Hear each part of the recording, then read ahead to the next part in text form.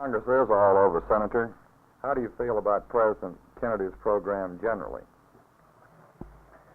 Well, he's counting on a very large increase in the gross national product, a term the economists use for prosperity. About June of this year, it was running at about $505 billion.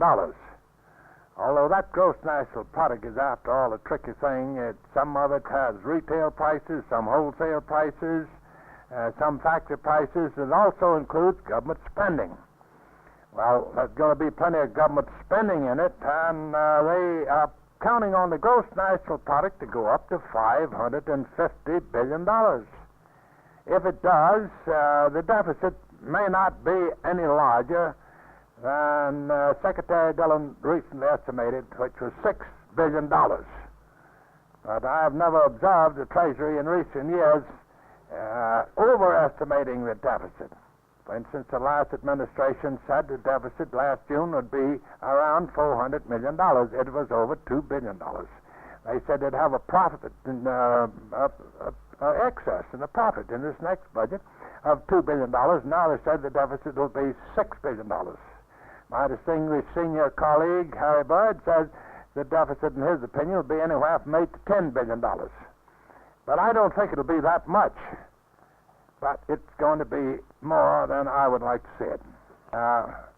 When he was Assistant Secretary of War in charge of manpower, John McCloy and I were great friends. We worked together a lot in World War II, and incidentally, we did some much trout fishing together in Virginia and up in New York. He had lunch with me right after he got back from Russia. He went over there to see if Khrushchev would agree to a program of disarmament, or at least the limitation of nuclear weapons.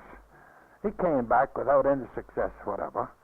And you remember that last Monday the President said in New York that disarmament without inspection would be a farce. Well, I'd say it'd be, for us, national suicide.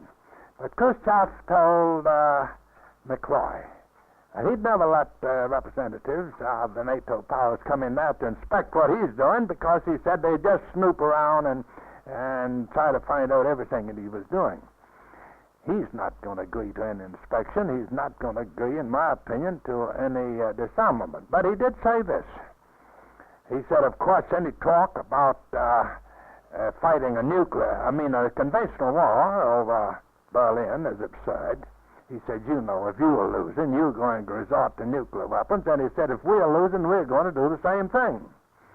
Now, what is the situation there? We built up the forces in West Berlin to 11,000. That's in West Berlin. They are 120 miles from the remainder of our forces. They are surrounded by 20 times that many troops of East Germany and Russia. Well, do you think we're just going to let them, if war starts, just be liquidated? Of course not. But